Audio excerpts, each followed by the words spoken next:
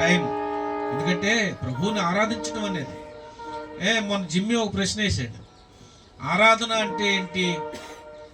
వాక్యానికి ముందు అందరం లేచి నిలబడి ప్రభువుని ఆరాధించుకుంటాం, చక్కగా పాటలు పాడుతాం, ఉజ్జీవంగా డ్రమ్స్ వాయించినప్పుడు గట్టిగా చప్పట్లు కొట్టి కేకలేసి అరుస్తాం, అలసిపోయి తర్వాత కూర్చుంటాం ప్రార్థన చేసుకుని. అదేనా ఆరాధన అని అన్నాడు కదా. ఏది ఆరాధన అమ్మా? సిద్ధపాట, వాక్యానికి ముందు సిద్ధపాట అని కొంతమంది అన్నారు, అదే ఆరాధన కొంతమంది అన్నారు. ఆరాధన అంటే ప్రారంభ ప్రార్థన నుంచి ముగింపు ప్రార్థన వరకు ఆరాధనే. మనం ఈరోజు ఆరాధనకు వచ్చామంటే ప్రారంభ ప్రార్థన నుంచి ముగింపు ప్రార్థన వరకు ఆరాధనే. మనం ప్రభు కూర్చున్న ఆరాధిస్తాం, వాక్యం చదువుతున్న ఆరాధిస్తాం, ఎవరైనా ప్రార్థన చేసినా ఆరాధిస్తాం. ఈ 2 గంటలు మనం అందరం కలిసి కూర్చుని ప్రభుని ఆరాధిస్తూ ఉన్నాం. అది చాలా వాల్యుబుల్ టైం, చాలా విలువైన సమయం. ఆ విలువైన సమయాన్ని మనం కోల్పోకుండా ప్రభు సన్నిధిలో ఉండడం అనేది మనకు ఎంతో ఆశీర్వాదం. దేవుని ఆత్మ మన మధ్య సంచరిస్తున్నప్పుడు, మన ప్రభువుని ఏకాగ్రతతో ప్రభువుని ఆరాధిస్తున్నప్పుడు, సంఘముగా సమూహంగా దేవుడు మన మధ్య ఆయన సంచరించే సమయం, దాన్ని మనము కోల్పోకూడదు. చక్కగా దీన్ని వినియోగించుకోవాలి. కానీ మన సంఘ బిడ్డలందరూ కూడా ఆరాధన సమయాన్ని కోల్పోవద్దు. సమాజంగా కూడుకోవటం అనేది కోల్పోకండి. మనము ప్రభువుని ఆరాధించడానికి స్థలానికి వచ్చాం. అబ్రహాము తన కుమారుణ్ణి మోరియా పర్వతానికి తీసుకువెళ్ళి అక్కడ బలి అర్పించమన్నాడు. దేవుడు బలి అర్పించడానికి వెళ్ళాడు. అంటే అది కూడా ఆరాధనే అని ఒక సేవకుడు చెప్పాడు. దేవునికి అర్పణ అర్పించడానికి వెళ్ళాడు. అర్పణ అర్పించడం కూడా ఆరాధనే. మనం నిల్చుండి పాట పాడి కానుక దేవునికి అర్పిస్తాం, అది కూడా అర్పణ అనేది ఆరాధన. ఒక కానుకే కావచ్చు. ఆ రోజుల్లో కోళ్ళు గొర్రెలు బలి ఇచ్చేవారు, బలిపీఠం మీద. ఈ రోజుల్లో మనమే మన హృదయాన్ని బలిపీఠం మీద అర్పిస్తూ ఉన్నాం. మన అమూల్యమైన శ్రేష్టమైన కానుక దేవునికి అర్పిస్తూ ఉన్నాం. మన సమయాన్ని దేవునికి అర్పిస్తూ ఉన్నాం. మనం పనులు పక్కన పెట్టి దేవుని ఆరాధించడానికి ఈ స్థలానికి వచ్చాం. దేవునికి ఇవ్వటం కూడా ఆరాధనే. దేవునికి ఇవ్వటం కూడా ఆరాధనే. ఆరాధన అనే దానికి మనం అర్థాన్ని మనము గ్రహించాలి. అలా గ్రహిస్తేనే అర్థవంతంగా శక్తివంతంగా మన ప్రభువుని ఆరాధించగలం, లేకపోతే ఆరాధించలేము. ఇక్కడ దేవుని మనం ఆరాధించడానికి వచ్చాం. మనం దేవుణ్ణి ఆరాధిస్తే దేవుడు ఏం చేస్తాడు? మనము అర్పణ అర్పించడం ద్వారా ఆరాధిస్తాం, పాటలు పాడడం ద్వారా ఆరాధిస్తాం, ప్రార్థన చేయడం ద్వారా ఆరాధిస్తాం. ఈ 2 గంటలు ప్రభువుని ఆరాధించడానికి వచ్చాం. దేవుడు ఏం చేస్తాడు? ఆరాధిస్తే ఆయన మనతో మాట్లాడతాడు. అర్థమవుతుందా? మనం దేవుణ్ణి ఆరాధించడానికి స్థలానికి వచ్చాం. మనం దేవుణ్ణి పూర్ణ హృదయంతో, పూర్ణ ఆత్మతో, పూర్ణ బలంతో, పూర్ణ శక్తితో మన ప్రభువుని ఆరాధిస్తే దేవుడు మాట్లాడతాడు. ఆయన మాట్లాడే దేవుడు. ప్రభువా, నా హృదయాన్ని సిద్ధం చేసి నీ వాక్యాన్ని నాకు వినిపింప చేయండి, నీ వాక్యం ద్వారా నాతో మాట్లాడండి ప్రభువా అంటే దేవుడు తన వాక్కు ద్వారా మనతో మాట్లాడతాడు. మనం ఏది అయితే ఆశపడుతున్నామో ఆశపడిన ప్రాణాన్ని తృప్తిపరుస్తానన్న దేవుడు మన ఆధ్యాత్మిక జీవితానికి అవసరమైన మాటలు మన ఆత్మీయ ఆహారంగా దేవుడు మనకిస్తాడు. దాన్ని మనం గుర్తించాలి. ఇది దేవుని మాట. దేవుడు నాతో ఈ మాట మాట్లాడాడు, దేవుడు నాకు ఈ వాగ్దానం ఇచ్చాడు అని చెప్పేసి మనము గుర్తించాలి. ఏదో వచ్చి వినేసి వెళ్ళిపోయామంటే మనకి అర్థం కాదు. మనము బయట వాళ్ళకి మనకి చాలా వ్యత్యాసం ఉంది. మనం ప్రభు సన్నిధిలో దేవుడిచ్చే వాగ్దానం ఏంటి, దేవుడు ఏం మాట్లాడాడు అనేది మనము ఆలోచన కలిగి ఉండి ప్రభువుని ఆరాధించాలి. సరే, సమయంలో దేవుని వాక్యాన్ని మనం చదువుకుందాం. అపోస్తుల కార్యాలు 22వ అధ్యాయము 3వ వచనం నుంచి 16వ వచనం వరకు మార్చి చదువుకుందామా? నేను ఒక వచనం చదువుతాను, మీరందరూ కూడా బైబిల్ తెరచి మరో వచనాన్ని చదవండి. నేను కిలికియాలోని తార్సులో పుట్టిన యూదుడను అయితే ఈ పట్టణములో గమలియేలు పాదముల యొద్ద పెరిగి తమ పితరుల ధర్మశాస్త్ర సంబంధమగు విషయమందు శిక్షితుడినై మీ అందరూ నేడు ఉన్న ప్రకారము దేవుని గూర్చి ఆసక్తుడునై ఉండి ఈ మార్గములో ఉన్న పురుషులను స్త్రీలను బంధించి చెరసాలలో వేయించుచు మరణము వరకు హింసించి తిని. ఎన్నో వచనం చదవాలి? నేను ఐదో వచనం చదవాలి. ఇందును గూర్చి ప్రధాన యాజకుడును పెద్దలందరూ నాకు సాక్షి అయి ఉన్నారు. నేను వారి వలన సహోదరుల యొద్దకు పత్రికలు తీసుకొని దమస్కులోని వారిని కూడా బంధించుటకై యెరూషలేమునకు తేవలనని అక్కడికి వెళ్ళి తిని. నేను ప్రయాణము చేయుచు దమస్కునకు సమీపించినప్పుడు మధ్యాహ్న కాలమందు ఆకాశం నుండి గొప్ప వెలుగు అకస్మాత్తుగా నా చుట్టూ ప్రకాశించెను. నేను నేల మీద పడి, సౌలా సౌలా, నీవెందుకు నన్ను హింసించుచున్నావని నాతో ఒక స్వరము పలుకుట వింటిని. అందుకు నేను, ప్రభువా, నీవెవడవని అడిగినప్పుడు ఆయన, నేను నీవు హింసించుచున్న నజరేయుడగు యేసును అని నాతో చెప్పాను. నాతో కూడా ఉన్నవారు ఆ వెలుగు చూచిరి గాని నాతో మాట్లాడిన వాని స్వరము వారు వినలేదు. అప్పుడు నేను, ప్రభువా, నేనేమి చేయవలనని అడుగుగా, ప్రభు, నీవు లేచి దమస్కులోనికి వెళ్ళుము, అక్కడ నీవు చేయుటకు నియమింపబడినవన్నీ నీకు చెప్పబడునని నాతో అనెను. ఆ వెలుగు యొక్క ప్రభావం వలన నేను చూడలేకపోయినందున నాతో కూడా ఉన్నవారు నన్ను నడిపింపగా దమస్కులోనికి వచ్చి తిని. అంతటా ధర్మశాస్త్రము చొప్పున భక్తిపరుడును అక్కడ కాపురమున్న యూదులందరి చేత మంచి పేరు పొందినవాడనైన అననీయ అను ఒకడు నా యొద్దకు వచ్చి నిలిచి, సౌలా, సహోదరుడా, దృష్టి పొందుమని నాతో చెప్పగా ఆ గడియలోనే నేను దృష్టి పొంది అతని చూచి తిని. అప్పుడు అతడు, మన పితరుల దేవుడు తన చిత్తమును తెలుసుకొనుటకును ఆ నీతిమంతుని చూచుటకును ఆయన నోటి మాట వినుటకును నిన్ను నియమించి ఉన్నాడు. నీవు కన్న వాటిని గూర్చియు విన్న వాటిని గూర్చియు సకల మనుషుల ఎదుట ఆయనకు సాక్షివై యుందువు. కనుక నీవు తడవు చేయుట ఎందుకు? లేచి ఆయన నామమును బట్టి ప్రార్థన చేసి బాప్తిసం పొంది నీ పాపమును కడిగి వేసుకోనమని చెప్పాను. ప్రార్థన చేసుకుందాం. మహాపరిశుద్ధుడు అయిన మా తండ్రి, జీవం గల దేవా, నీకు స్తోత్రములు, వందనాలు చెల్లిస్తూ ఉన్నాం. ఇంతవరకు నీ వాక్యాన్ని మేము చదువుకున్నాం. చదవబడిన వాక్యం ద్వారా మీరు మాతో సూటిగా స్పష్టంగా మాట్లాడమని ప్రార్థన చేసుకుంటున్నాను. నీ స్వరము మా అందరికీ వినిపింప చేయండి తండ్రి. మాకు ఏకాగ్రత దయచేయండి. మా హృదయంలో నిర్భరం దయచేయండి, నిర్మలత దయచేయండి తండ్రి, శుద్ధి దయచేయండి తండ్రి. నీ వందనాలు చెల్లిస్తున్నాం తండ్రి. వినగలిగే చెవులు, గ్రహించే హృదయము మా అందరికీ అనుగ్రహించండి. మహిమ, ఘనత, ప్రభావాలు మీరొక్కరే పొందుకోమని యేసు ప్రభు నామములో ప్రార్థిస్తున్నాము తండ్రి. ఆమేన్. కూర్చుందాం. హల్లెలూయా. దేవుని స్తోత్రం. హల్లెలూయా. దేవుని స్తోత్రం. ప్రభునందు ప్రియమైన దేవుని సంగమా, మనము ఈ చదువుకున్న ఈ లేఖన భాగము చాలాసార్లు చదువుకున్నాం. వ్యక్తిగతంగా చదువుకుని ఉండొచ్చు, లేక సేవకులు వివరించినప్పుడు విని ఉండవచ్చు. ఇది సౌలు లేక పౌలు గారు దమస్కు ప్రాంతానికి వెళ్తున్నప్పుడు జరిగిన సంఘటన అని మనము చూస్తూ ఉన్నాం. ఇక్కడ సౌలు గురించి చక్కటి సాక్ష్యం చెప్తా ఉన్నాడు. సాక్ష్యము చెప్తున్నాడు. నేను కిలికియాలో తార్సులో పుట్టాను. తార్సు పట్టణంలో నేను పుట్టాను. నేను యూదుడను. నేను గమలియేలు యొక్క పాదాల దగ్గర విద్యాభ్యాసము చేసిన వాడును అని సాక్ష్యం చెప్తున్నాడు.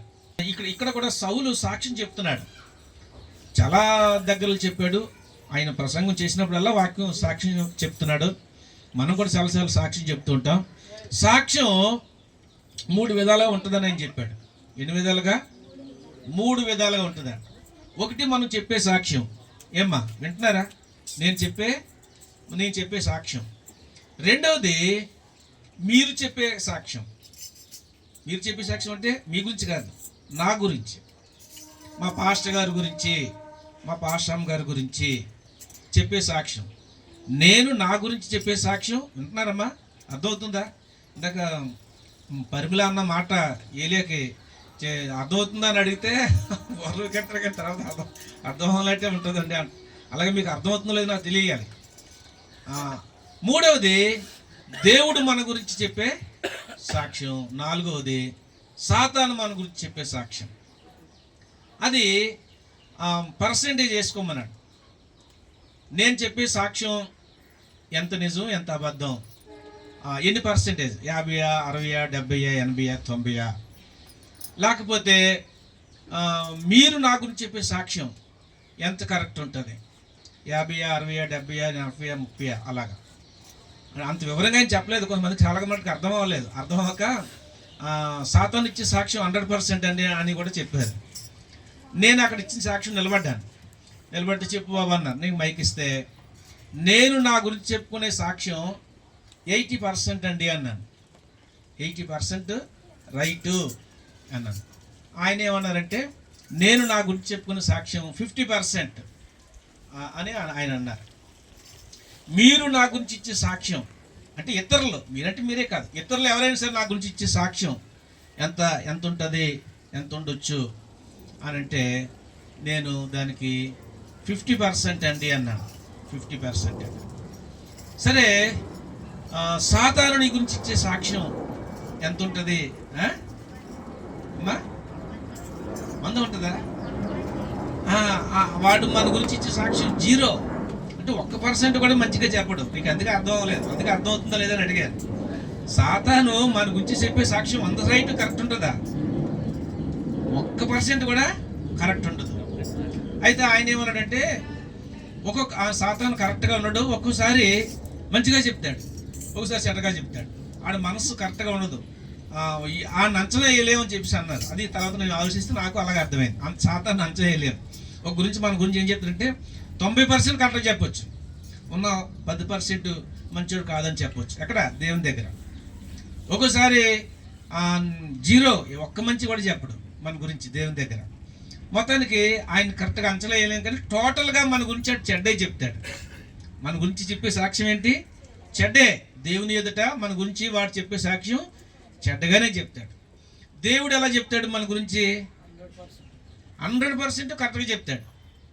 నీకు అది మంచిదైతే మంచిదే చెప్తాడు, చెడ్డదైతే చెడ్డది చెప్తాడు. మనం అంగీకరించకపోయినా మన గురించి దేవుడు 100% ఉన్నది ఉన్నట్టే చెప్తాడు అని నేను అలా చెప్పాను.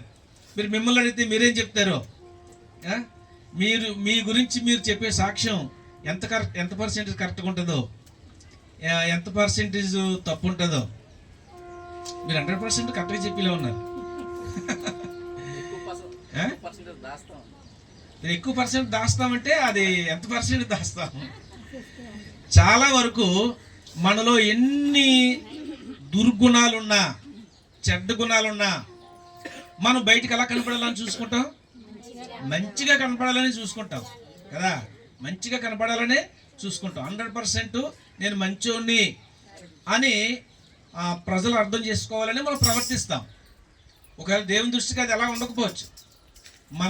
నేను జీవించే జీవితం 50% దేవుని దృష్టికి కరెక్ట్గా ఉండొచ్చు, ఉన్న 50% కరెక్ట్ కాకపోవచ్చు. కానీ మనుషులు ఎదుట నేను 100% మంచోడుగా ఉండాలనే కనపడాలనే నేను జీవిస్తాను. కొన్నిసార్లు మన యొక్క తప్పులు ఏం చేసుకుంటాం? మేకప్ కొట్టుకొని తప్పులు ఉన్నా సరికనే తప్పు లేనట్టుగా చూపించుకోవడానికి ప్రయత్నం చేస్తాం. అయితే మనం అలా కాకుండా యథార్థంగా మనము జీవించాలి. పౌలు తన జీవితాన్ని చెప్తున్నాడు. నేను ఒకప్పుడు ఇలాగుండేవాడిని. నేను గమలీయేలు పాదాల దగ్గర నేను విద్యాభ్యాసం చేశాను. నేను అధికారం పొంది సంఘాన్ని యేసుప్రభు నమ్ముకున్న వారిని బంధించి చెరసాల్లో వేసి వారిని నేను శిక్షించడానికి వెళ్ళాను. ఆ వెళ్ళే మార్గంలో దేవుడు నన్ను దర్శించాడు. దేవుడు గొప్ప వెలుగు, మధ్యాహ్న కాలంలో వచ్చే వెలుగు కంటే కూడా వెలుగు నన్ను దర్శించింది. ఆ వెలుగు నేను చూశాను. ఆ వెలుగు చూసినప్పుడు నాకు ఏమైపోయాయి? కళ్ళు పోయి నేను పడిపోయినప్పుడు నాతో ఉన్నవారందరూ వెలుగు చూశారు, కానీ నేను విన్న స్వరాన్ని వారు వినలేదు. ఆ స్వరంలో ప్రభు నాతో మాట్లాడినప్పుడు నేను స్పందించి నేను సేవకుడి దగ్గరికి, అననీయ దగ్గరికి వెళ్ళినప్పుడు అననీయ నా గురించి వచ్చి ప్రార్థన చేశాడు. అప్పుడు నేను మరలా తిరిగి నా కళ్ళు నేను పొందుకొని అప్పుడు నేను మారిపోయి, నేను ఏ సంఘాన్ని హింసించేవాడినో ఆ సంఘం బాగు చేయడం కొరకు, లేక ఆ సంఘంలో సాక్ష్యం ఇవ్వడం కొరకు, లేకపోతే అన్యజనులకి నిజమైన దేవుడు ఎవరో చెప్పడం కొరకు నేను ఈరోజు నిలబడ్డాను అని సాక్ష్యం చెప్తున్నాడు. దేవుని స్తోత్రం, హల్లెలూయా. మనం చదువుకునే ఈ కాంటెస్ట్లో ఇవే మాటలు మనము చూస్తూ ఉన్నాం. అయితే దీని ద్వారా దేవుడు మనతో ఏం మాట్లాడుతూ ఉన్నాడు? మనం చదువుకున్నాం కదా, మీరు ఇంకోసారి చదివితే మీకు అర్థమవుతుంది. నేను వచనం మనంతా చదువుకున్నాం కదా. నేను టోటల్గా వివరించింది ఏంటంటే అందులో ఉన్న తాత్పర్యం, అదే తాత్పర్యం. దీని ద్వారా దేవుడు మనతో ఏం మాట్లాడబోతా ఉన్నాడు, దేవుడు మనకి ఏమి తెలియచేయబోతా ఉన్నాడు అనేది మనము ఆలోచన చేద్దాం. పిల్లరా, దేవుడు గొప్ప దేవుడు. ఆయన మనల్ని ఆశీర్వదించే దేవుడే. అవునా? ఆశీర్వదిస్తాడు దేవుడు. ఎంతమందికి దేవుని ఆశీర్వాదాలు కావాలో చూపించండి అమ్మ. అందరికి కావాలా? కొంతమంది చేయలేదు అవసరం లేదా? ప్రైజ్ లార్డ్, హల్లెలూయా. అందరికీ దేవుని ఆశీర్వాదాలు కావాలి. అయితే మంచిదే. ఒకవేళ దేవుడు మనల్ని ఆశీర్వదించాడు అనుకోండి, మనల్ని దేవుడు ఆశీర్వదిస్తే నేనే అభివృద్ధి పొందుతాను. మిమ్మల్ని ఆశీర్వదిస్తే దేవుడు మీరు అభివృద్ధి పొందుతారు. నన్ను ఆ దేవుడు ఆశీర్వదిస్తే నేను, నా కుటుంబం, నా భార్య బిడ్డలు అభివృద్ధి పొందుతారు. దేవుడు మిమ్మల్ని ఆశీర్వదిస్తే మీరు, మీ కుటుంబం, మీరు, మీ పిల్లలు అభివృద్ధి పొందుతారు, ఆశీర్వదించబడతారు. కానీ దేవుడు సరిచేస్తే, మనల్ని తప్పుదిద్దితే, దేవుడు మనల్ని బాగు చేస్తే, అప్పుడు మనం మాత్రమే కాదు ఆశీర్వదించబడ్డం, మన తోటి వారందరూ కూడా ఆశీర్వదించబడతారు. దేవుని స్తోత్రం చెప్పండి, హల్లెలూయా. మీకు అర్థమైందో లేదో? ఇప్పుడు ఆశీర్వాదం గొప్ప, సరిచేయబడ్డం గొప్ప. ఏమా? సరిచేయబడ్డమే గొప్ప. అర్థమైందా? అదే అర్థం అవ్వట్లేదు. మనల్ని దేవుడు ఆశీర్వదిస్తే మనమే ఆశీర్వదించబడతాం. కానీ మనం సరిచేయబడితే, మనం దిద్దబడితే, మనం చెక్కబడితే, మనం మారుమనసు పొందితే, మనం దేవునికి ఇష్టంగా మార్చబడితే, అప్పుడు మనము అనేక మందికి ఆశీర్వాదంగా మారిపోతాం. హల్లెలూయా. ఆదికాండంలో 12వ అధ్యాయం చదవండి, 2వ వచనం, 3వ వచనం. ఆదికాండంలో అబ్రహాంతో దేవుడు మాట్లాడాడు. ఏమని మాట్లాడాడు? నిన్ను గొప్ప జనముగా చేసి నిన్ను ఆశీర్వదించి నీ నామమును గొప్ప చేయుదును. నీవు ఆశీర్వాదముగా ఉందువు. నిన్ను ఆశీర్వదించిన వారిని నేను ఆశీర్వదించేదను, నిన్ను దూషించు వారిని శపించేదను. భూమి యొక్క సమస్త వంశములు నీ యందు ఆశీర్వదించబడునని అబ్రహాముతో అనగా. దేవుని స్తోత్రం చెప్పండి, హల్లెలూయా. దేవుడు అబ్రహాముతో మాట్లాడుతూ ఉన్నాడు. అబ్రహాముతో మాట్లాడి, నీవు సరిచేయబడితే, నీవు నా మాటకు విధేయత చూపిస్తే, నీలో ఉన్న లోటుపాట్లన్నీ కూడా సవరించుకుంటే నిన్ను ఆశీర్వదిస్తాను. కానీ నిన్ను మాత్రమే కాదు, నీతో నీ వంశం అంతా కూడా ఆశీర్వదించబడుతుంది అని చెప్పాడు. నిన్నెవరైతే ఆశీర్వదిస్తారో వారందరినీ నేను ఆశీర్వదిస్తాను. నిన్నెవరైతే దూషిస్తారో, శపిస్తారో వారందరినీ కూడా నేను శపిస్తాను. కాబట్టి నీ మూలంగా సకల ప్రజల్ని కూడా నేను ఆశీర్వదిస్తాను అని గొప్ప వాగ్దానం దేవుడు చేశాడు. అబ్రహాము దేవుడు నమ్మాడు. దేవుడు చెప్పిన మాటకి విధేయత చూపించాడు. ఎక్కడికి వెళ్ళాలో తెలియకుండానే దేవుని పిలుపుకు లోబడి వచ్చాడు. తన దేశాన్ని వదిలేశాడు, తన బంధువులు వదిలేశాడు, తను దేవుడు చూపించే మార్గం గుండా బయలుదేరి వచ్చేసాడు. వచ్చేసిన తర్వాత దేవుని మాటకు విధేయ చూపిస్తూ తన జీవితాన్ని గడుపుతూ ఉంటుండగా దినాలు గడిచే కొలది ఇప్పటికీ దేవుడు విశ్వాసులకు తండ్రిగా మార్చబడ్డాడు. హల్లెలూయా. అప్పుడు ఎప్పుడో వచ్చిన వాగ్దానం, దేవుడు అన్నాడు, నీ సంతానం నేను ఆకాశ నక్షత్రం వలె చేస్తాను అన్నాడు. సముద్రపు ఒడ్డునున్న ఇసుకరేణులు లెక్కటగలవా? అలా చేస్తాను అన్నాడు. కానీ అన్న తర్వాత 75 సంవత్సరాలు ఈడు వయసులో వచ్చేసాడు అబ్రహాము. 25 సంవత్సరాలు గడిచిపోయింది కానీ పిల్లలు లేరు. దేవుడు ప్రభువా, అంత సంతానం ఇస్తానన్నావు, నీ ద్వారా సకల వంశాలు కూడా ఆస్వాదించబడతా అన్నావు, నాకు డబ్బు ధనమైతే ఇచ్చావు కానీ పిల్లలు లేరు, వంశం లేదు అని దేవుని ప్రశ్నించవచ్చు. కానీ ప్రశ్నించలేదు. దేవుడు మాట ఇచ్చాడు అంటే, దేవుడు మాట్లాడాడు అంటే అది తనకు అనుకున్న సమయంలో అది నెరవేరుస్తాడు అని నమ్మాడు. నమ్మి విశ్వాసం ఉంచాడు, ప్రశ్నించలేదు. అది నిలకడగా తన విశ్వాసాన్ని ఉంచుకుంటే నిజంగానే తన యొక్క టైంలోనే దేవుడు దీవించాడు. ఒకే ఒక్క కుమారుని ఇచ్చాడు. దేవుడు ఎంతమంది పిల్లలు ఇస్తానన్నావు, ఒక్క కుమారుని ఇచ్చావు అని అడగొచ్చు, అలా కూడా అడగొచ్చు, కానీ అడగలేదు. కానీ మనకు తెలుసు ఇప్పుడు ఇస్సాకు ద్వారా పుట్టిన కుమారుడు ఆధ్యాత్మికంగా పుట్టినవాడు, వాగ్దాన పుత్రుడు. ఈరోజు మనము కూడా మరి వాగ్దాన పుత్రులుగా అబ్రహాం యొక్క సంతానంలో చేయబడి ప్రపంచం మొత్తం మీద అన్ని 6 కాండాలు, ఎన్ని కాండాలు ఏంటమ్మా? 7 కాండాలు. అయితే 6 కాండాల్లోనే మనుషులు నివసిస్తున్నారు. ఒక కాండం ఏంటి? మంచుకొండ. ఏది? అంటార్క్టికా. అంటార్క్టికా అంతా మంచుకొండే. ఇప్పుడు 6 ఖండాల్లో ఉంటున్న ప్రజలు ఇంచుమించు 250 దేశాలు పైగా ఉంటున్న దేశాలు ఉంటున్న ప్రజలందరూ ఇంచుమించు 800 కోట్ల మంది ప్రజలు. వీళ్ళందరిలో చూస్తే ఎక్కువ శాతము యేసుప్రభుని నమ్ముకున్నవారు మరి ఉన్నారు. వారందరూ కూడా అబ్రహాము సంతానమే. దేవుని స్తోత్రం చెప్పండి, హల్లెలూయా. ప్రపంచంలోనే అబ్రహాం సంతానం దేవుడు హెచ్చించాడు. కుమారుని ద్వారా, వాగ్దాన పుత్రుని ద్వారా ఈరోజు ప్రభువు నమ్ముకోవడానికి దేవుడు అంతగా చేశాడు. పిల్లరా, దేవుడు వాగ్దానం ఇచ్చి మాట ఇచ్చి తప్పిపోవడానికి ఆయన నరుడు కాదు అనే విషయాన్ని మనము గమనించాలి. అందుకు మనము ఏం చేయడానికి ఇష్టపడాలి? మనము దేవుడు మనల్ని సరి చేయడానికే ఇష్టపడాలి. మనం దేనికి ఇష్టపడతాం? ఆశీర్వాదం పొందుకోవడానికి ఇష్టపడతాం, కానీ సరి చేయడానికి ఇష్టపడం. వాగ్దానాలు ఉన్నాయనుకోండి, నా కృప నీకు చాలు అన్నాడు అనుకోండి, అప్పుడు ఎలా ఉంటుంది మనకి? ఈ వాగ్దానం నాకే అంటావా అనవా? ఈ వాగ్దానం నాకే, నా గురించి ప్రభు ఈ వాగ్దానం ఇచ్చాడు, నా కృప నీకు చాలు అన్నాడు. అవును, దేవుని కృప ఉంటే నేను ఎలా జీవించినా సరే నా ఎన్ని కొట్టివేయబడి చక్కగా దేవుని సన్నిధిలో ఉండే అవకాశం దేవుడు నాకు ఇస్తాడు. నా లోటుపాట్లు అన్నీ సవరించబడతాయి. నేను చేసిన చిన్న చిన్న మిస్టేక్లు అన్నీ కూడా కవర్ అయిపోతాయి, కప్పివేయబడతాయి. కాబట్టి దేవుని కృప నాకు చాలు, ఈ వాగ్దానం నాకే అని మనం అనుకుంటాం. అంతేనా? అది అనుకుంటాం. అలాంటి ప్లస్గా, అలాంటి పాజిటివ్గా ఉన్న వాగ్దానాలు నా గురించి అనుకుంటాం. కానీ నెగిటివ్గా ఉన్న వాగ్దానాలు అవి నా గురించి కాదు, ఎవరి గురించో చెప్పాడు.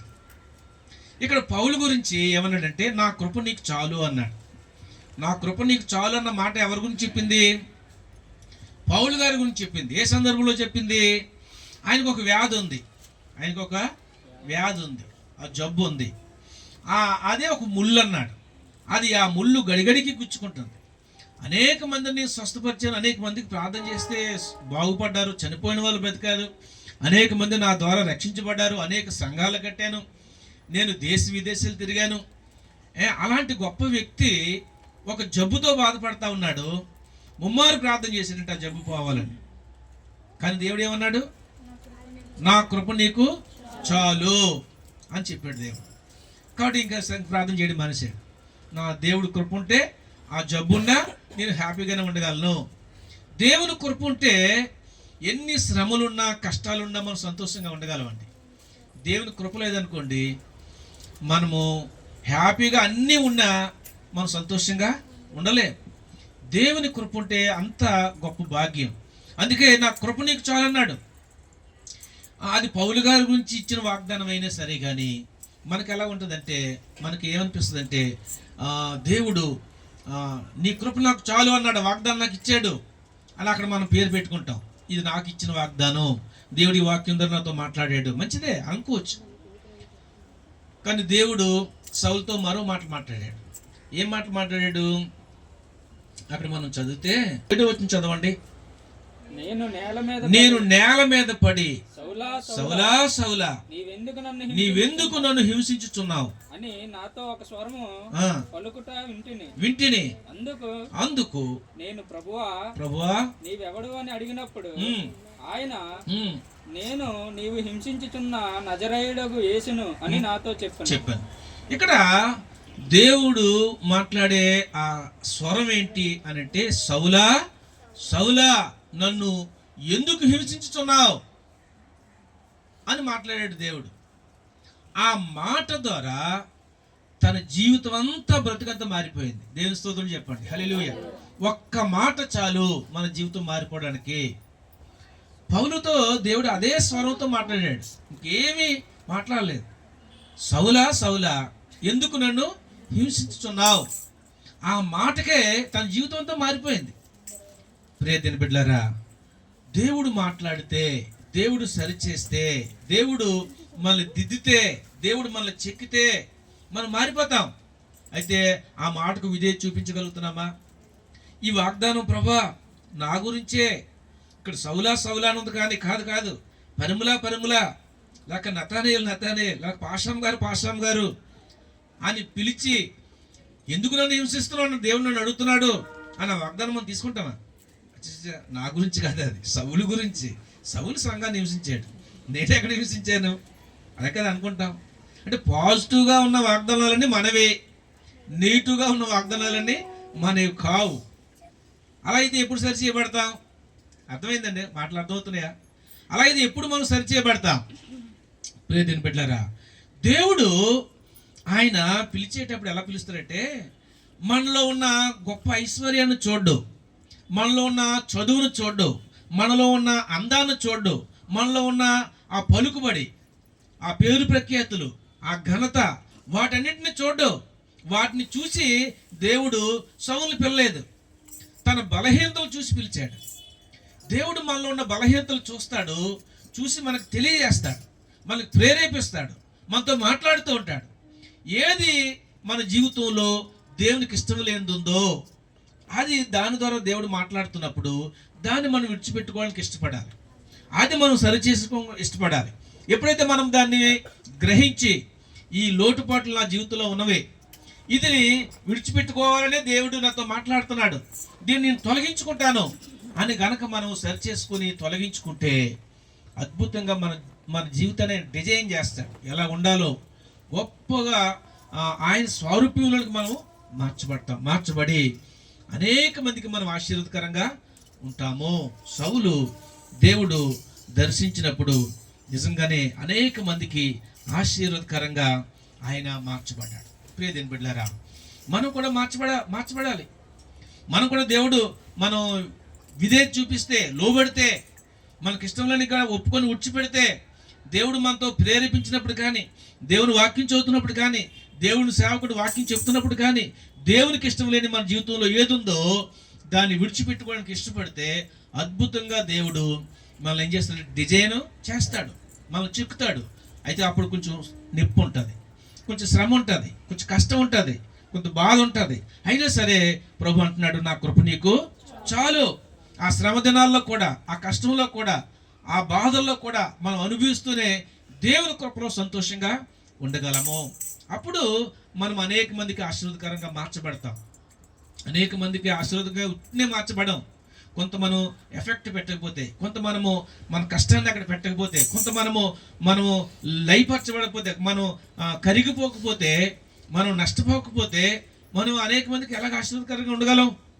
ప్రియమైన బిడ్డలారా, మనము ఆశీర్వదించబడాలి నిజమే, కానీ సరిచేసుకుంటే మనలో ఏదైతే దేవునికి ఇష్టం లేనిది ఉందో, ఆయన అన్నాడు మొన్న, దేవుడు ఎంత ప్రేమ గలవాడో కదా.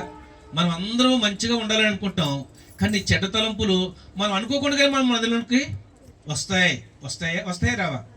ఒకవేళ వచ్చేలాంటైతే చెడ్డ తలంపులు వచ్చినప్పుడు రెడ్ బల్బు వెలగడానికి, మంచి తలంపులు వచ్చినప్పుడు గ్రీన్ బల్బు వెలగడానికి దేవుడు 2 బల్బులు పెట్టేసాడు అనుకోండి, ఇక్కడ సెట్ చేసాడు అనుకోండి. అప్పుడు ఎలా ఉంటుంది? యోబు ఏమంటాడంటే కన్యకను నేను అలాగను చూచిన ఎడల, ఎలా చూసిన ఎడల? మోహపు చూపుతో చూసిన ఎడల, చెడ్డ ఉద్దేశంతో చూసిన ఎడల మరి నేనేమవుతాను, నా పరిస్థితి ఏంటి అంటాడు కదా. కొన్నిసార్లు మన అనుమతి లేకుండానే చెడ్డ తలంపులు, ఆలోచనలు మన మధ్యలోనికి వస్తాయి, మన అనుమతి లేకుండానే. అయితే మనం దానిలో ఆస్వాదించకూడదు. యేసు నామములో దాన్ని రద్దుపరిచి కడుక్కొని, ప్రభువా నాకు మంచి ఆలోచనలు, మంచి ఆత్మ, దేవుని ప్రార్థన ఆత్మ, అందరినీ ప్రేమించే గుణం, అందరినీ నేను అంగీకరించగలిగే గుణము నాకు ఇవ్వాలి ప్రభువా అని చెప్పేసి మనం ప్రార్థన చేసుకోవాలి. కాబట్టి ప్రియమైన బిడ్డలారా, ఆయన అన్నాడు ఆకాశ పక్షులు మన మీద నెత్తిమించి తిరగకుండా మనం వాటిని ఆపలేం, అవి తిరుగుతూనే ఉంటాయి. కానీ అవి మన మీద వాలి గూడు కట్టకుండా మనమే చూసుకోవాలి, బాధ్యత మందే. తలంపులు రాకుండా మానవు, చెడ్డ తలంపులు, ఊహలు వస్తాయి. ఎందుకంటే ఈ లోకంలో అపవాది అధికారిగా ఉన్నాడు కాబట్టి, అపవాదే రాజ్యం పరిపాలిస్తున్నాడు కాబట్టి, సాతాను యొక్క రాజ్యంలో మనం ఉన్నాం కాబట్టి తప్పనిసరిగా చెడు ఆలోచనలు వస్తాయి, పాపం చేయడానికి ఎన్నో అవకాశాలు వస్తాయి. దాన్ని మనం ఏం చేయాలి? యేసు నామములో రద్దు చేయాలి. రద్దు చేసినప్పుడు ప్రభు సహాయంతో మనం ప్రార్థన చేసుకుని మనం ముందుకు సాగుతున్నప్పుడు తప్పనిసరిగా దేవుడు గొప్ప అవకాశాలు మనకి ఇస్తాడు. అలాగనే పౌలు గారు ప్రభువుని మార్చబడిన తర్వాత ఆయన ఎవరు అంగీకరించేవారు కాదు. ఒకప్పుడు పుల్లా ఉండేవాడు, సింహంలా ఉండేవాడు, అధికారం పొందుకొని చక్కగా అందరినీ వెళ్ళి ఆయన ఏదంటే అదే జరిగేది. కానీ ఇప్పుడు యేసు ప్రభువుని నమ్ముకున్న తర్వాత చాలా పిల్లైపోయాడు, ఎవరు అంగీకరించలేదు అతన్ని. ఎందుకు? యేసు ప్రభువుని నమ్ముకున్న ఆ 12 మంది శిష్యులే అంగీకరించలేదు. ఒక బర్నబా ఒకడే తన్ని గుర్తించి, మార్పు చెందడానికి గుర్తించి సంఘానికి పరిచయం చేశాడు. ఆ తర్వాత ఆ సంఘంలో గొప్ప సేవ చేశాడు. కాబట్టి ప్రియ దేవుని బిడ్డలారా, మనము మార్చబడడానికి ఇష్టపడాలి, సరి చేసుకోవడానికి ఇష్టపడాలి. ఇష్టపడినప్పుడు ఎన్నో ఆటంకాలు వస్తూ ఉంటాయి, ఎన్నో అవమానాలు వస్తూ ఉంటాయి. మనం చేయని కార్యాలకు మనం అవమానం పొందవలసి ఉంటుంది. నేను నిన్న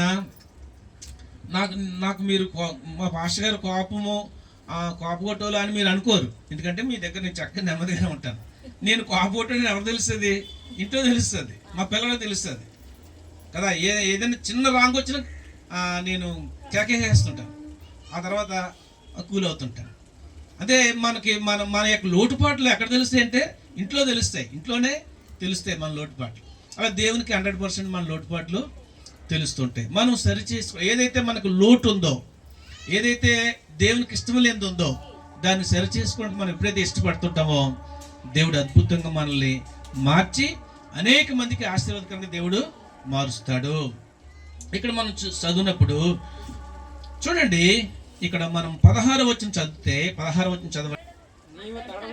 తడువు చేయక, తడువు చేయట ఎందుకు? లేచి ఆయన నామమును బట్టి ప్రార్థన చేసి బాప్తిస్మం పొంది నీ పాపములను కడిగి వేసుకో. అంటే బాప్తిస్మం పొందడం అంటే ఏంటండి? బాప్తిస్మం పొందడం అంటే ఏంటి? పాపములను కడిగి వేసుకోవట. బాప్తిస్మం పొందలేదు అంటే మనం ఇంకా కడగబట్టలేదు అని అర్థం, అంతేనా? వాక్యాన్ని బట్టి నువ్వు లేచి ఇంకా తడువు చేస్తావు ఎందుకు? ఇంకా నీ దేవుని మాట విన్నావు కదా, నువ్వు సరి చేసుకో. నువ్వు లేచి బాప్తిస్మం పొంది తడువు చేయకుండా నీ పాపాలను కడిగేసుకో. ఒకవేళ ఆ బాప్తిస్మం కుండీలో ఇలా ముంచి తేలిస్తే మనము అంటే శుద్ధి చేయబడినట్లు ఒక గుర్తుకి. అంటే ఏంటి? శుద్ధి చేయబడినట్లు అంటే మన శరీరం ఒకవేళ శుద్ధి అవుతుందేమో, కానీ మన ఆత్మలో శుద్ధి అవుతుంది. మన ఆత్మ దేవుని వాక్యం ద్వారా శుద్ధి చేయబడాలి. మనలో ఉన్న లోటుపాటులు దేవుడు వాక్యం ద్వారా మాట్లాడుతున్నప్పుడు వాటిని ఒప్పుకొని విడిచిపెట్టడం ద్వారా శుద్ధి చేయబడుతుంది. మనము అందరికీ మన హృదయంలో జరిగే మార్పు, ఏదైతే మన హృదయంలో మార్పు జరిగిందో, ఏదైతే ఆ మార్పును బహిరంగంగా అందరి ఎదుట సాక్ష్యం ఇవ్వడమే బాప్తిస్మం.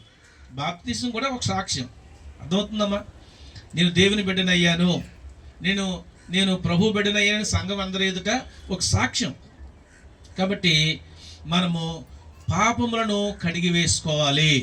పాపములను కడిగే ఆ అథారిటీ లేక అధికారం ఎవరికి ఉంది? యేసు ప్రభు రక్తానికే ఉంది. ప్రభువా నీ రక్తంతో నన్ను కడుగు ప్రభువా అంటే ఆయన రక్తంతో మనల్ని కడుగుతాడు. సరే బాప్తీసం ఒకసారి జరుగుతుంది, కానీ కడుక్కోవడం అనేది రోజు జరగాలి. బాప్తీసం అనేది అందరికీ నేను ప్రభువు నమ్ముకున్నాను అని సాక్షిగా ఒక రోజు జరుగుతుంది. తర్వాత మనం బాప్తీసం తీసుకున్న తర్వాత ఏమో పాపం చేయమా? పాపం చేస్తామా చేయమా? పాపం చేస్తాం. అంటే కావాలని మనం చెయ్యం, కానీ పాపం మన మీదకి వచ్చి పడుతుంది. పాపము మనం చేసేలాగా అపవాదం మనల్ని ప్రేరేపించి ఆ పాపంలో తోసేస్తాడు. మనల్ని తోసేసినా సరే కానీ మనం అందులోంచి బయటికి వస్తాం. చూడండి, గొర్రెపిల్ల ఉందనుకోండి, గొర్రెపిల్ల బురదలో పడిపోయినా మళ్ళీ ఏమవుతుంది? వెంటనే లెగిసిపోయి దులిపేసుకొని, ఒక్కసారి దులుపుకోదు, గడిగడికి దులుపుకుంటూనే ఉంటుంది. ఆ యొక్క బురద ఒంటి మీద ఉన్నంత టైం కూడా అది దులుపుతూనే ఉంటుంది. దులిపి శుద్ధి అయిన దగ్గర తన మనశ్శాంతి ఉండదు. అదే పంది పడిపోయింది అనుకోండి బురదలోను, అలాగే ఉంటుంది. లేకలేక పడ్డాం కానీ చెప్పేసి ఇంకా అందులోనే హాయిగా ఉంటుంది. మనకు మారు మనసు లేదనుకోండి, మారు మనసు లేకపోతే ఏమవుతుంది అంటే ఇంకా అలాగా పాపంలోనే ఆస్వాదిద్దాం అని అనిపిస్తుంది. మన ఎక్కడో అమెరికాలోనో ఏదో దేశంలోనో కాన్ఫరెన్స్ జరిగిందండి. కాన్ఫరెన్స్ అక్కడ చాలా మంది సేవకులు వచ్చారండి. సేవకులు వస్తే వాళ్ళు ఒక ఆపరేషన్ స్టార్ట్ చేశారండి. మంచి వాక్యం చెప్తున్నారు, మంచిగా అకామిడేషన్ ఉంది, మంచి భోజనం, ఒక్కొక్కరికి ఒక్కొక్క రూము ఇచ్చి ఆ రూమ్లో కూడా సకల సదుపాయాలు పెట్టారు. చక్కగా మంచిగా బెడ్, బాత్రూము, టీవీ అన్ని ఇంట్లో ఎలా ఉంటాయో అన్ని సకల సౌకర్యాలు పెట్టి అలాగన మంచి డబ్బు ఖర్చు పెట్టి కాన్ఫరెన్స్ పెట్టి మంచి వాక్యం చెప్పి ఒకరోజు సర్వే చేశారంట. ఆ సర్వే చేసినప్పుడు వాళ్ళు వాక్యం అంటే పగలంతా కాన్ఫరెన్స్, రాత్రి అంతా ఫ్రీ. మీరు నైట్ మీ రూమ్కి మీరు వెళ్ళిపోయి చక్కగా రెస్ట్ తీసుకొని చక్కగా ప్రార్థన చేసుకుని ఫ్రెష్ అప్ అయి పడుకొని వదిలేసి మళ్ళీ ఈ టైంకి రావాలి అని పెట్టారంట. పెట్టిన తర్వాత వాళ్ళకి అన్ని సౌకర్యాలు ఉన్నాయి కదా. ఆ తర్వాత వాళ్ళు చెప్పారంట, మీరు మీ ఫ్రీగా ఉండొచ్చు, మీరు సింగిల్గా ఉండొచ్చు, మీకు ఎలా ఉండాలనుకుంటే ఇంటికాడ మీరు ఎలా ఉంటారో అలా ఉండొచ్చు అని చెప్పేసిన తర్వాత ఆఖరి రోజు వాళ్ళు సర్వే చేశారంట. ఈ నెట్ ఉంటుంది, నెట్ కూడా ఉంది, టీవీ ఉంది, ఏదైనా ఛానల్ చూడొచ్చు, మీరు ఏదైనా చూడొచ్చు అని చూస్తుంటే ఆ సర్వేలో తెలిసిపోద్ది అంట. ఆ ఇంటర్నెట్ ద్వారా ఈ టీవీ దగ్గర ఎవరెవరు ఏం చూశారు, ఆ సెల్ ఫోన్ ద్వారా ఎవరెవరు ఏం చూశారు, మన సెల్ ఫోన్ నెంబర్లు అయ్యి అక్కడికి వెళ్ళిపోతాయి కదా, డేటా అంతా ఉంటుంది కదా. ఈ సెల్ ఫోన్ ద్వారా ఎవరు ఎలాంటి పిక్చర్లు చూశారు అని చూస్తే 93% అందరూ అసలైన చిత్రాలు చూశారట. ఎంత భయంకరం అండి! ఎవరు? సేవకులు సదస్సు, సేవకులు అక్కడ కాన్ఫరెన్స్ జరుగుతూ ఉంటే, దేవుని వాక్యం బోధిస్తూ ఉంటే, ఆ రోజు ఇంకా ఫ్రీ సింగిల్గా ఉంటారు కాబట్టి, అంటే సింగిల్గా ఉంటున్నప్పుడు చెడు ఆలోచనలు లేక పాపంలో పడిపోవడానికి ఎక్కువ అవకాశం ఉంటుంది. అందుకే దేవుడు నరుడు ఒంటరిగా ఉండటం మంచిది కాదన్నాడు. అన్ని మంచిగా చేశాడు, నరుడు ఒంటరిగా ఉండటం మంచిది కాదన్నాడు. నరుడు అంటే స్త్రీ అయినా పురుషుడైనా ఒంటరిగా ఉంటున్నప్పుడు మాత్రమే తుంటరు ఆలోచనలు వస్తూ ఉంటాయి. మనము చాలా జాగ్రత్తగా డీల్ చేస్తేనే కానీ ఈ పాపం మనకు అంటకుండా మనం కాపాడుకోలేము. ఒకవేళ అలాగనా ఏదైనా పాప ఆలోచనలు కానీ క్రియారూపంగా కూడా మనం చేసినా సరే కానీ వెంటనే అందులోంచి మనం బయటకు వచ్చి యేసు రక్తంలో కడగబడాలి, సరి చేసుకోకుండా అదే బాగుంది అని అందులో ఆస్వాదిస్తే ఒక రోజు వస్తుంది, అది భయంకరమైన దినము, దాని నుంచి ఎవ్వరు కూడా మనం తప్పించలేరు, అదే నరకం. ప్రియమైన బిడ్డలారా, దేవుడు యేసు ప్రభు వారి లోకానికి వచ్చింది మనల్ని పాపము నుంచి విడిపించడానికే. ఆయన పాపుల రక్షకుడు. నేను నీతిమంతులను పిలవ రాలేదు అన్నాడు. నీతిమంతులు పిలవ రాలేదు, నేను పాపులు రక్షించడానికి లోకానికి వచ్చాను అన్నాడు. మన తప్పులు సరిచేసుకోవడానికి దేవుని వాక్యం మనకు ఉంది. పరిశుద్ధాత్మ దేవుడు మనతో మాట్లాడుతూ ఉంటాడు. మనము సరి చేసుకోవడానికి ఇష్టపడితే దేవుడు వాక్యం ద్వారా మనల్ని దేవుడు సరి చేస్తాడు. కనుక నువ్వు తడువు చేయటి ఎందుకు? లేచి ఆయన నామమును బట్టి ప్రార్థన చేసి బాప్తిసం పొంది కడిగి వేసుకోమని చెప్పాను. నేను స్తోత్రం చెప్పండి, హల్లెలూయా. కాబట్టి ప్రియమైన బిడ్డారా, అయితే మనము మారు మనసు పొందిన ప్రతి ఒక్క వ్యక్తి యేసుప్రభు ఒక్కడే దేవుడు, ఆయన తప్ప వేరొక దేవుడు లేడు అని నమ్మిన వారు ఖచ్చితంగా బాప్తిసం పొందాలి. ఖచ్చితంగా బాప్తిసం పొందాలి. అలాగనే బాప్తిసం పొందిన తర్వాత కూడా మనం తప్పు చేయకుండా ఉంటామా అంటే ఉండలేం. అయితే యేసు రక్తంలో మనం ప్రతిరోజు కడగబడాలి. కావాలని తప్పు చేయడం కాదు, కానీ ఈ తట్టుకోలేక లేక నిగ్రహించుకోలేక మనం ఏదైనా తప్పు చేసినా, దేవునికి ఇష్టం లేని పని చేసినా మనం యేసు రక్తంలో కడుక్కోవాలి. ప్రభువా నన్ను కడుగు నాయనా, నేను ఇందులో నేను తట్టుకోలేకపోతున్నాను, నేను టెంప్ట్ అయిపోయాను, నేను లేకపోతే సహించుకోలేకపోయాను, ఇది నీకు ఇష్టమైంది కాదు అని మనం కడగబడితే దేవుడు కడగడానికి ఇష్టపడతా ఉన్నాడు. 2వ అధ్యాయం చూడండి, 2వ అధ్యాయం అపోస్తల కార్యాలు 2వ అధ్యాయము 38వ వచనం చదవండి. ఏమంటున్నాడు అక్కడ పేతురు? మీరు మారు మనసు పొంది పాప క్షమాపణ నిమిత్తము ప్రతివాడును యేసుక్రీస్తు నామమున బాప్తిసం పొందుడి, అప్పుడు మీరు పరిశుద్ధాత్మను వరమును పొందుదురు. బాప్తిసం పొందడం ద్వారా మనం దేవుని బిడ్డలుగా మార్చబడతాం. మన పేరు జీవగ్రంథంలో రాయబడుతుంది. అంత మాత్రమే కాదు, పరిశుద్ధాత్మ అనే వరాన్ని దేవుడు మనకి ఇస్తాడు. ఆ వరాన్ని పొందుకోవడానికి దేవుడు సహాయం చేస్తాడు. ఆ పరిశుద్ధాత్మ ద్వారానే మనం పాపాన్ని జయించగలం. కాబట్టి ప్రియ దేవుని బిడ్డలారా, మనము పాపంలో పడిపోతానేమో అని బాప్తిసం పొందకుండా మనం ఒడ్డునే ఉంటే లేక గట్టు మీదే ఉంటే మనం ఎప్పటికీ కూడా మనము జయించలేం ఆ పాపాన్ని. మన శక్తి వల్ల మనం జయించలేం. మనం బాప్తిసం పొంది దేవుని బిడ్డలం అయితే దేవుడు తన పరిశుద్ధాత్మ శక్తిని మనకి ఏం చేస్తాడు? అనుగ్రహిస్తాడు. ఆ పరిశుద్ధాత్మ ద్వారా మన పాపాన్ని జయించగలం. మన ఏలియా సాక్ష్యం చెప్పాడు వాళ్ళ ఇంటి దగ్గర. నేను ఒకప్పుడు భయంకరంగా తిరిగేవాడిని, గంజాయి తాగేవాడిని, మందు తాగేవాడిని, మెంటలెక్కిపోయాను, పిచ్చెక్కిపోయాను, పనికి పాటికి వెళ్ళకుండా నేను అలాగ పేకాట ఆడుకుంటూ నాకు నేనే అటు ఇటు కూడా నేనే పేకముక్కలు వేసుకుని ఆడుకొని అంత దుర్భరమైన జీవితాన్ని జీవించాను. కానీ యేసుప్రభుని ఎప్పుడైతే నా హృదయంలోకి తెచ్చుకున్నానో దేవుడు మెల్లమెల్లగా మార్చాడు అని సాక్ష్యం చెప్పాడు. ఒక్కసారి మారిపోయాడా? బాప్తిసం పొందినట్లు మారిపోయాడా? బాప్తిసం పొందిన తర్వాత కూడా కొంతకాలం అలాగా జీవించాడు. కానీ దేవుని ఆత్మశక్తి, పరిశుద్ధాత్మ దేవుడు ఆ శక్తి ద్వారా నెమ్మదిగా మార్చడానికి దేవుడు కృప చూపిస్తాడు. నేనైనా మీరైనా అంతే. ఒకేసారి మనం ఎవ్వరం పర్ఫెక్ట్ కాదు, ఎవ్వరము ఏ తప్పు లేకుండా ఉన్న వాళ్ళు వ్యక్తులు కాదు. కానీ మార్చబడాలి, రోజు ఉతక స్నానం చేయబడాలి, రోజు యేసు రక్తంలో మనము కడగబడాలి. ఆ కడగబడాలని ఆశ ఉంటే పరిశుద్ధాత్మ దేవుడు మనకు సహాయము చేస్తాడు. మనమందరం కూడా బలహీనమే, కానీ ప్రభు మనకు సహాయము చేస్తాడు. కొరింథీయులకు రాసిన మొదటి పత్రికలో ఏమైపోయిందా? ఓకే, ముగించేస్తాం. కొరింథీయులకు రాసిన మొదటి పత్రిక 6వ అధ్యాయం 11వ వచనం చదవండి. మీలో కొందరు అట్టివారే ఉంటిరి, కానీ ప్రభు అయిన యేసుక్రీస్తు నామమునను మన దేవుని ఆత్మయందును మీరు కడగబడి పరిశుద్ధపరచబడిన వారై నీతిమంతులుగా తీర్చబడరే. మనం బాప్తిసం పొందితేనే నీతిమంతులుగా తీర్చబడినట్టు. ఎవరి దృష్టిలో? దేవుని దృష్టిలో. ప్రజలు ఎలాగా మన పాత జీవితాన్ని చూస్తారు. ఆడ తాగుబోతాడు, ఈడ తిరిగిపోతాడు, ఈడ తిండిపోతాడు అంటారు ప్రజలు. వాళ్ళ మాటలు మనకు అనవసరం. మనం మారుమనసు పొంది రక్షించబడి బాప్తిసం పొందడం ద్వారా దేవుని బిడ్డ అవడం ద్వారా దేవుడు మనల్ని నీతిమంతులుగా చూస్తాడు. దేవుడు మనల్ని నీతిమంతులుగా తీరుస్తాడు. కాబట్టి ప్రియ దేవుని బిడ్డలారా, దేవుడు నీతిమంతుడు, తన బిడ్డలు కూడా నీతిమంతులు. బైబిల్ చెప్తుంది నీతిమంతుడు లేడు, ఒకడు కూడా లేడని. దేవుడు ఒక్కడే నీతిమంతుడు. అయితే ఆయన నమ్ముకున్న వారిని కూడా దేవుడు ఏం చేస్తున్నాడు? నీతిమంతులుగా తీరుస్తున్నాడు. దేవుడు మనల్ని నీతిమంతులుగా తీరుస్తా ఉన్నాడు. అంత గొప్ప భాగ్యాన్ని ప్రభు మనకి ఇచ్చాడు. కాబట్టి మనము సరి చేసుకోవడానికి ఇష్టపడదాం.